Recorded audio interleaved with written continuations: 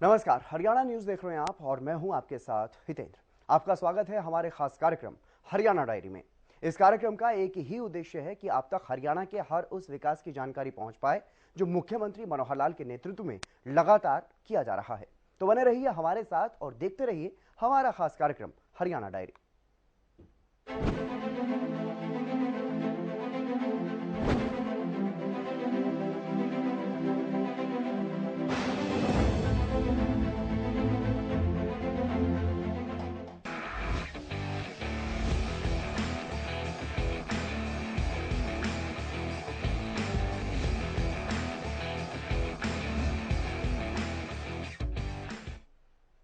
Haryana diary में सबसे पहले बात करेंगे मेवात की, क्योंकि मेवात के किसानों के लिए एक अच्छी खबर है। मेवात को राजकीय बाग एवं नर्सरी के पिनगवा में एक बड़ी सौगात मिली है। तकरीबन 52 एकड़ बंजर जमीन भी अब यहां पर सोना उगलने जा रही है। ऐसा हम इसलिए कह रहे हैं क्योंकि जिले के लोगों को कृषि मंत्री जेपी दलाल ने प्याज उत्कृष्टता केंद्र की सौगात दी है, जो अगले 1 साल तक बनकर के तैयार हो जाएगा।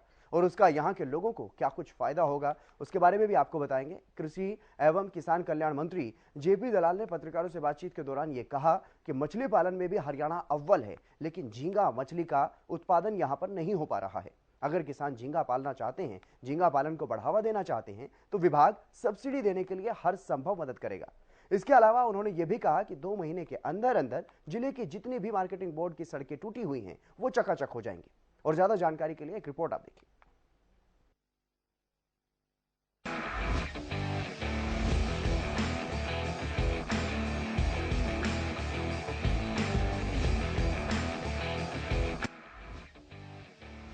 मेवात जिले के किसानों के लिए अच्छी खबर है।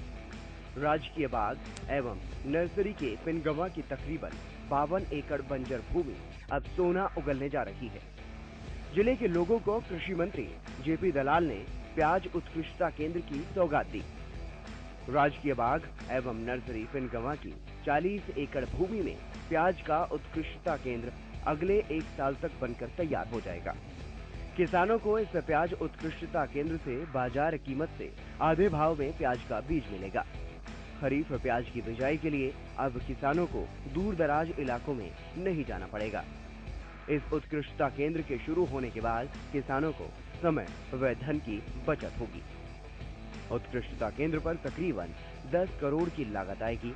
कृषि एवं किसान कल्याण मंत्री जेपी दलाल ने पत्रकारों से बातचीत के दौरान यह कहा कि मछली पालन में हरियाणा में अव्वल है, लेकिन झींगा मछली का उत्पादन यहां पर नहीं हो पा रहा है। अगर किसान झींगा पालन को बढ़ावा देना चाहते हैं तो विभाग सब्सिडी देने से लेकर हर संभव मदद करेगा। इसके अलावा उन्होंने ये भी कहा कि 2 महीने के अंदर अंदर जिले में जितनी भी मार्केटिंग बोर्ड की सड़कें टूटी हुई हैं, अगर वो चकाचक नहीं हुई तो अधिकारियों कर्मचारियों की खैर नहीं। अधिकारियों को निर्देश दे दिए गए हैं कि उनके अधीन आने वाले डिपार्टमेंट की योजनाएं किसानों तक हर कीमत पर पहुंचाई जाएं। उन्होंने साफ तौर पर यह कहा कि अगर कहीं भी अधिकारियों कर्मचारियों की लापरवाही मिली तो उन्हें सस्पेंड कर दिया जाएगा। ये बहुत ही जरूरी था जो प्याज का केंद्र है, एक्सेलेंस सेंटर ऑनियन का है, उसके लिए आज हमने इस काम शुरू करवाया है। और ये जो मेवात का इलाका है, खरीफ के प्याज बहुत ज़्यादा पैदा करता है। लगभग 5,000 से लेकर 20,000 एकड़ के किसान यहाँ प्याज की खेती करते हैं। और जो प्याज की बीज और गांठ जो लाते हैं उनको बहुत दूसरे प्रदेशों से लेनी पड़ती है, बहुत ज़्यादा कीमत देनी पड़ती है। इस सेंटर बनने के बाद आधे रेट पर उनको ये पौध मिलेगी। और 500 एकड़ का तो यहाँ से हम खुद ही तैयार करेंगे। और ऐसे 10-12 किसान जो बीज तैयार करने वाले होंगे उनको भी हम छूट दे करके तैयार करेंगे, ताकि यहाँ के किसानों को सस्ते रेट पर अच्छी क्वालिटी की ये जो प्याज की पौध उनको मिल सके। और इसके भी मेवात के अंदर मछली पालन का बहुत ज़्यादा यहाँ स्कोप है। और झींगा के लिए हमने अधिकारियों को कहा है कि कम से कम 100 नए किसान इसी 3-4 महीने में झींगा के उत्पादन करने वाले तैयार करें। डेयरी बनाने वाले किसान हों, भेड़ बकरी के लिए अलग से जो योजना है हमारी वो किसान हों, मकसद ये है कि हम इस ज़िले को हरियाणा का नंबर 1 ज़िला बनाना चाहते हैं। जो एक धारणा थी कि मेवात पिछड़ा हुआ है, हम चाहते हैं कि मेवात हरियाणा का सिरमौर ज़िला हो, 21 ज़िले इससे पीछे हों, ये पहले नंबर पर। लेकिन लोगों ने ये भी हमारे को मांग की है कि उसकी जगह बदलवाई जाए। कृषि विज्ञान केंद्र भारत सरकार के द्वारा बनाया जाता है और मैं इनकी मांग को देख करके जो अगर उपयुक्त जगह दूसरी देंगे तो उसका भी प्रस्ताव हम भिजवाएंगे। कई महत्वपूर्ण विभाग आपके पास हैं, आपने मछली पालन मेरे पास, मैं समझता हूँ किसान जो देहात में रहते हैं, हरियाणा के 2/3 आबादी पे जिम्मेवारी जो उनके है वो मेरे पास है। कृषि का है, बागवानी का है, पशुपालन का है, मछली पालन का है और गांव की सड़कें भी जो मार्केटिंग बोर्ड की है। मैं सौभाग्यशाली समझता हूँ कि मैं अपने ग्रामवासियों की सेवा कर पा रहा हूँ। और एक चीज़ मैं कहना चाहता हूँ कि कोई भी अधिकारी कहीं भी कोताही बरतता है, किसी भी प्रोजेक्ट के लिए अगर कोई करप्शन की बात आए, रिश्वत की बात आए, तो सीधे किसान भाई कभी भी मेरे घर पे आके मिले, मैं तुरंत कार्रवाई करूँगा। आपको बता दें कि राजकीय बाग एवं नर्सरी पिनगवा में खारा पानी होने की वजह से सिर्फ 5-6 एकड़ में 2 किसानों के बेर का बाग लगा हुआ था। इस बेर के बाग से बागवानी विभाग को लाखों रुपए की आमदन प्रतिवर्ष हो रही थी, लेकिन पानी खारा होने की वजह से इस पूरी भूमि का उपयोग ही नहीं किया जा रहा था। अब कई किलोमीटर दूर से उजीना ड्रेन से बोरवेल कर इस प्याज उत्कृष्टता केंद्र के लिए मीठा पानी उपलब्ध करवाया जाएगा, जिससे बंजर भूमि 1 साल बाद सोना उगलने लगेगी। बरसाती प्याज के लिए हरियाणा में जिला अव्वल स्थान पर रहा है। इसकी गुणवत्ता और उत्पादन का कोई भी सानी नहीं है, लेकिन किसानों को बीज खरीदने के लिए दूर दराज इलाकों में जाना पड़ता था और 1 एकड़ पर तकरीबन 70,000 रुपए से अधिक की लागत आती थी। फिलहाल तो इस प्याज उत्कृष्टता केंद्र में तकरीबन 500 एकड़ प्याज की गांठी बीज के लिए तैयार की जाएंगी, लेकिन धीरे धीरे जितने भी किसान प्याज की खेती करना चाहते हैं, उनके लिए बीज का इंतजाम विभाग करेगा। आज के लिए आज का जो दिन है हमारी मेवात के इतिहास में स्वर्ण अक्षरों में लिखा जाएगा। देखिए, हम जो हिंदुस्तान के 117 डिस्ट्रिक्ट, जो एस्पिरेशन डिस्ट्रिक्ट जिसको पिछड़ा जिला कहते हैं, उसके में एक जिला है हमारा हरियाणा। हरियाणा के अंदर है वो एक जिला है, वो है मेवात। तो मेवात पिछड़ा जिला होने के नाते हम सरकार से बहुत अपेक्षाएं रखते हैं कि हमारा पिछड़ापन दूर किया जाए और हम उस श्रेणी के अंदर आए जो दूसरे प्रदेश प्रगति की तरफ अग्रसर हो रहे हैं। सो आज जो हमारा ये जो सरकार ने एक जो ऐसा तोहफा, एक उपहार, मैं तो यूं कहूं कि हमारे लिए एक ऐसी सौगात दी है कि उसका किन शब्दों में मैं सरकार का धन्यवाद करूं, वो मेरे पास शब्दकोश में शब्द नहीं है।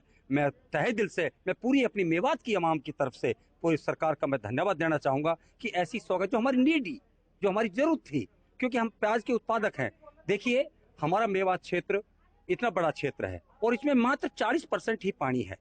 60% ऐसा है कि हम टोटली दूसरे उसके ऊपर निर्भर करते हैं। हम 40 अति जो सीमित हमारे जल संसाधन है उनके साथ हम इतना सर्वाइव कर रहे हैं, उतना अच्छा प्रोड्यूस करके दे रहे हैं, जिसमें हमारा डिपार्टमेंट का इतना बड़ा सहयोग है कि हम अब हमारे वैज्ञानिकगण जो हमारे जमींदार के संपर्क में रह करके हम खेत पे भी अगर संगोष्ठी करनी पड़े तो उसमें भी वो संकोच नहीं करते और उन स्कीमों को जमींदार तक पहुंचाते हैं, उस आखिरी छोर तक पहुंचाते हैं कि जिससे जमींदार का फायदा हो सके। आज उसी स्कीम के तहत हमारे विभाग की तरफ से हमें एक ऐसी सौगात मिली है कि जिसके लिए हम दूसरे प्रदेश में जाया करते थे, अब हम उसमें, जैसे कि सरकार का वादा है कि आय को दुगना करना, ऑफकोर्स मैं मानता हूं कि दुगना कैसे किया जाए, उसमें हमने अपने खर्चों में कटौती करनी होगी और उपज तक की जो गुणवत्ता है उसमें हमने अच्छा सुधार लाना होगा।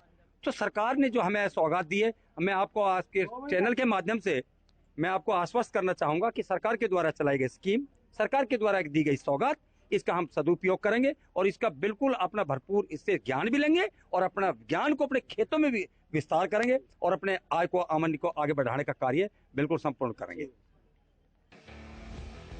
कुल मिलाकर राजकीय बाग एवं नर्सरी की 52 एकड़ भूमि का सही तरीके से उपयोग होने जा रहा है, जिससे किसानों के चेहरे खिले हुए हैं। हाल ही में ये अपनी ओवरऑल परफॉर्मेंस में अव्वल स्थान पर आया है। इसका मतलब है कि जिले में विकास परियोजनाओं को धार मिल रही है। से किसानों का बहुत बड़ा फायदा होगा जी।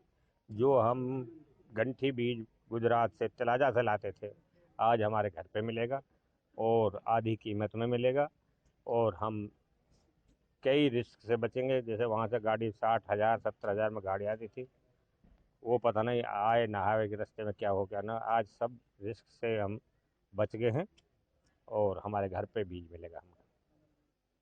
वहाँ से कम अब 55 एकड़ में है तो कम से भी कम 30-40 लोगों को यहाँ रोजगार मिलेगा।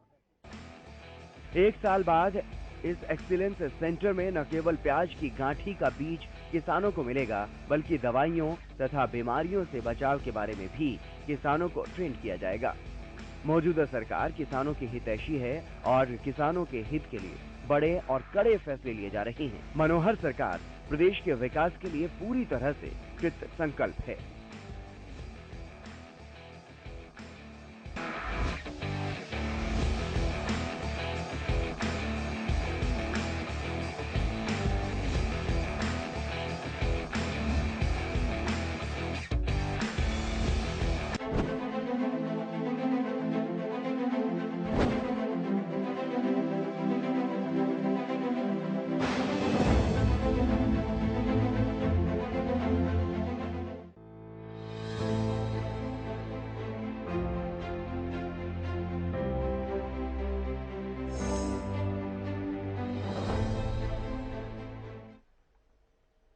मनोहर सरकार में किसी भी क्षेत्र के साथ कोई भेदभाव नहीं हुआ, ये दावा किया है कैबिनेट मंत्री कमल गुप्ता ने। मंत्रालय मिलने के बाद पहली बार रेवाड़ी पहुंचे कैबिनेट मंत्री कमल गुप्ता ने कई मुद्दों पर प्रतिक्रियाएं दी हैं, जिसमें उन्होंने ये बताया कि किस तरह से सरकार भ्रष्टाचार पर वार कर रही है और कैसे उनके विभाग का राजस्व भी बढ़ा है। और इसके अलावा उन्होंने ये भी बताया कि ई टेंडरिंग के मसले पर किस तरह से राजनीति की जा रही है।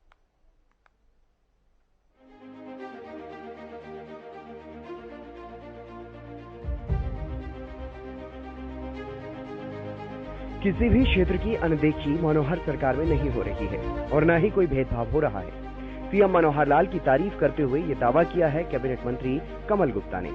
उन्होंने कहा कि 22 जिले हैं, पूरे प्रदेश में समान रूप से काम किया जा रहा है। तो वहीं इस मौके पर मंत्री डॉक्टर कमल गुप्ता ने ई टेंडरिंग मुद्दे पर भी अपनी प्रतिक्रिया दी।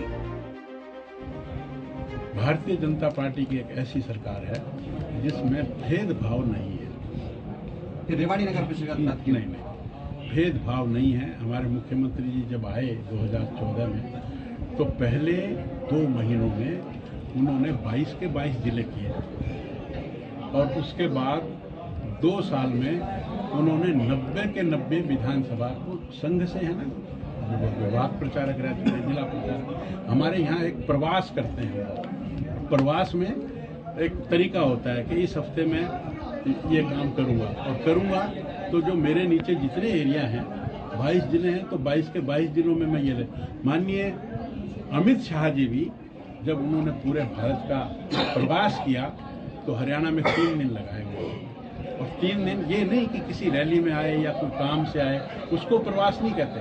अपनी योजना से और कहीं रेगुलर जाना, आज यहाँ कल वहाँ वही विषय लेने, तो ये हमारे संघ में एक बहुत अच्छी पद्धति है और इस पद्धति को माननीय मुख्यमंत्री जी बहुत अच्छे तरीके से फॉलो करते हैं। तो मैंने आपको बताया कि पहले जिले का प्रवास किया, फिर उन्होंने विधानसभाओं का प्रवास किया, फिर उन्होंने बड़े शहरों में रोड शो किए और फिर उन्होंने महाग्राम जो 10,000 से ज़्यादा वाले गांव थे हरियाणा में, उन सभी में गए।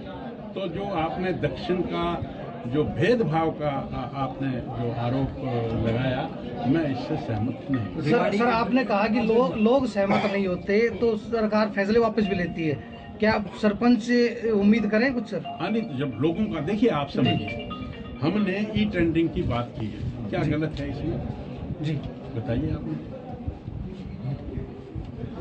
ई टेंडरिंग हमने हर सिस्टम को खरीदने को एक पारदर्शिता लाने का जो काम किया है तो वो उसमें what is wrong in it. और अगर पूरी जनता कहेगी तो फिर विचार करेंगे ना। अभी ये पूरी जनता नहीं कर रही है, कुछ गिने हुए लोग कह रहे हैं। तो लगता है सर इसके पीछे कोई राजनीतिक रोटियां सेक रहे हैं? होती है राजनीति जी, इस तरह के कामों में हमेशा ही राजनीति होती है। लाठीचार्ज की बात करते हैं, लाठीचार्ज करना कितना, जहाँ भी लॉ एंड ऑर्डर सिचुएशन अगर कंट्रोल में नहीं रहेगी तो उसको कंट्रोल करने के लिए इस तरह के कार्य करने पड़ते हैं। मंत्रालय मिलने के बाद पहली बार रेवाड़ी पहुंचे शहरी निकाय मंत्री डॉक्टर कमल गुप्ता ने सीएम मनोहर लाल द्वारा पेश किए गए बजट और विभाग में भ्रष्टाचार के मसले पर भी अपनी प्रतिक्रिया दी। इसमें कोई शक नहीं कि रेवाड़ी में मंत्री बनने के बाद पहली बार आया हूँ। अदरवाइज रेवाड़ी तो मैं कई दफ़ा आ चुका। माननीय यहाँ पर हमारे सबसे पुराने और पूर्व में प्रदेश अध्यक्ष रहे श्रीमान ओम प्रकाश जी गरोवर, उनके घर पर भी मेरा जाना हुआ। वो हमारे बड़े मार्गदर्शक थे। तो पहले भी आना हुआ, ऐसी बात नहीं है, लेकिन मंत्री बनने के बाद यहाँ आया हूँ। और यहाँ इस समय पार्टी ने एक कार्यक्रम लिया है कि अलग अलग जिलों में जाकर बजट की चर्चा की जाए। तो आज इस प्रेस वार्ता के बाद पार्टी के कुछ कार्यकर्ता और जो जनरल कुछ लोग जो बजट में इंटरेस्टेड रहते हैं, उनसे बैठकर जो माननीय मुख्यमंत्री जी ने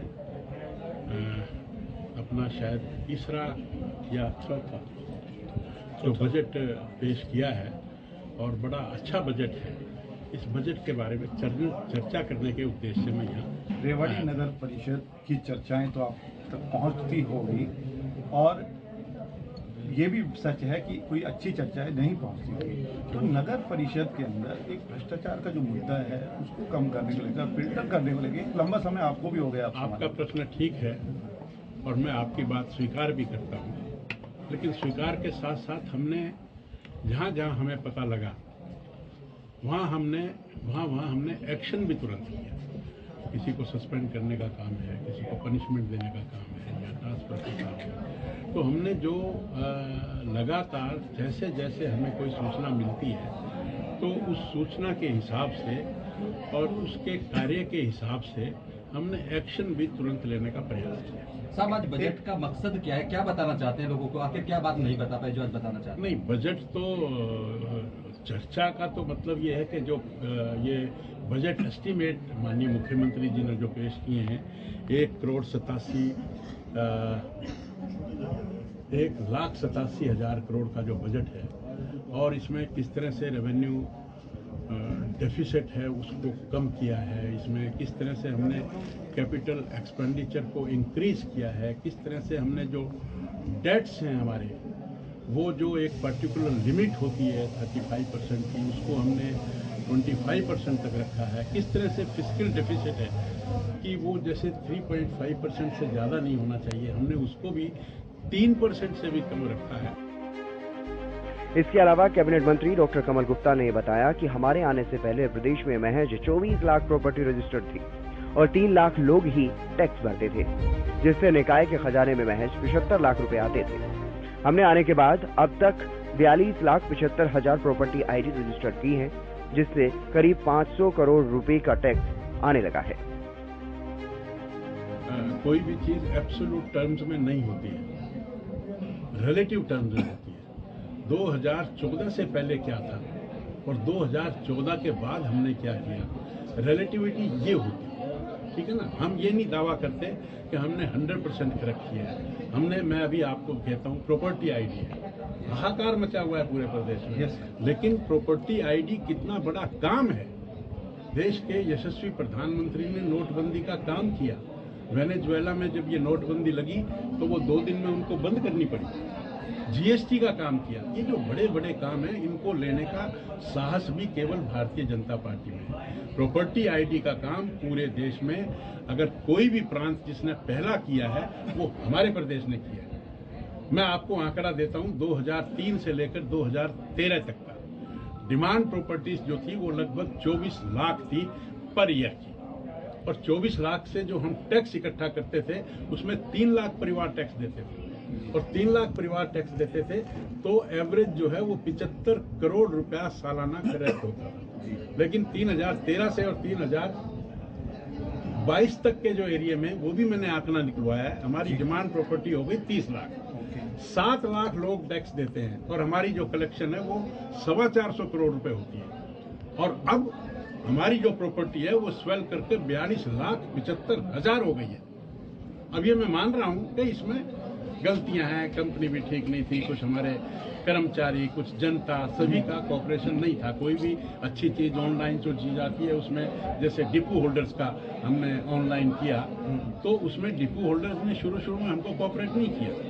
वो हमारी माता, कोई बहन जाती थी, उसका अंगूठा लगवाते थे, तो ये तो अंगूठा घिस गया, या लाइट नहीं है, या नेट नहीं चल रहा। लेकिन आज वो काम जितना अच्छे तरीके से चल रहा है, जो हमारा जो कलेक्शन करने वाला जो नागरिक है, आज वो नागरिक डिपो होल्डर्स की मोनोपोली नहीं है, वो चाहे जिससे राशन ले। तो इसी तरह से हमने जो प्रॉपर्टी आईडी का काम, हमने शहर की एक इंच जमीन को नापकर 42,75,000 प्रॉपर्टी जो हमने मापी है। साथ ही कैबिनेट मंत्री डॉक्टर कमल गुप्ता ने नगर परिषद में स्टाफ की कमी को लेकर के भी जवाब दिया। भाजपा तो देखो 24 आवर्स, माननीय वीर कुमार जी हमारे 3 दफा प्रदेश के महामंत्री रहे हैं, संगठन का इनको पूरा ज्ञान है। पार्टी हमारी कैडर बेस्ड पार्टी है। हर 3 साल में चाहे राष्ट्रीय अध्यक्ष हो, चाहे प्रदेश अध्यक्ष हो, चाहे जिला अध्यक्ष हो, चाहे मंडल अध्यक्ष हो, बदलते हैं। ये कोई पारिवारिक नाम से पार्टी नहीं है जहां वही प्रदेश राष्ट्र के जो अध्यक्ष हैं सर्वे सर्वा वही होते हैं। चाहे आप सपा ले लो, चाहे ममता ले लो, चाहे मायावती ले लो, चाहे कोई भी पार्टी ले लो, तो कांग्रेस भी नाम की ही पार्टी है। वो नेहरू परिवार चल रहा है, वो चल रहा है, और क्या है ना, परिवार की पार्टी। उनका अध्यक्ष पहले कौन था ये भी पता है, 10 वर्षों के बाद कौन होगा तो भी पता है। अब उसने, राहुल जी ने रिजाइन किया था तो 2-1 साल तक तो उनको वो अध्यक्ष ही नहीं मिला। बड़ी सर डॉक्टर साहब का प्रवास कब होगा बात बनी है। तो मेरा कहने का मतलब ये, हमारे तो बूथ अध्यक्ष तय हैं, बूथ पे त्रिदेव तय हैं, और एक बूथ में अगर 20 पन्ने हैं तो 20 पन्नों के पन्ना प्रमुख तय हैं। हमारी तरफ से इलेक्शन चाहे आज करवा लो, चाहे कल करवा लो, चाहे 2 साल बाद करवा लेना, हम तो 7 days into 24 आवर्स, 30 दिन मंथ में और 365 दिन हमारी तैयारी रहती है। मनोहर सरकार में सभी वर्गों के लिए हितकारी बजट पेश किया गया। उसी पर चर्चा करने पहुंचे कैबिनेट मंत्री कमल गुप्ता ने मनोहर सरकार की तारीफ की और बताया कि किस तरह से प्रदेश की मनोहर सरकार प्रदेश के हित में काम कर रही है और सीएम मनोहर लाल के नेतृत्व में प्रदेश विकास के पथ पर आगे बढ़ रहा है।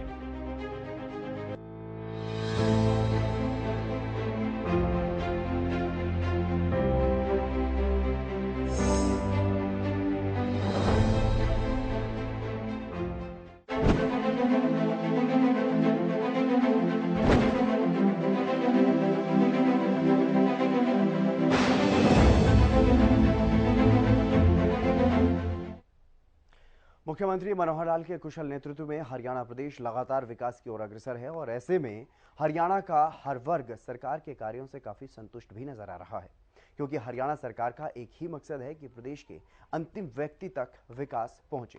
फिलहाल हमारे खास कार्यक्रम हरियाणा डायरी में आज के लिए बस इतना ही। नमस्कार।